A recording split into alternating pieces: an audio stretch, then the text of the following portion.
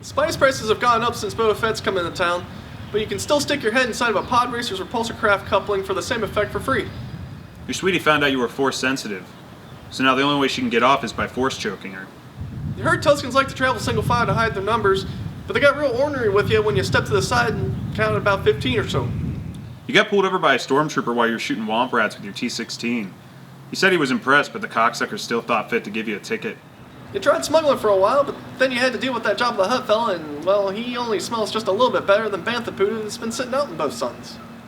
Your buddy called you over because his speeder's on the fritz, and he knows a little force lightning ought to kickstart the motor. You went on a date with a Wookiee, but the darn thing was so furry you've been picking hair out of your teeth since Life Day. Your cousin didn't believe that you could light a blue angel off a lightsaber, but only one of us has a pair of eyebrows now. You pert near got into a scrap with some mods, and you threatened to give them some modifications of your own, and that was enough for them to pitter-patter away on their scooters.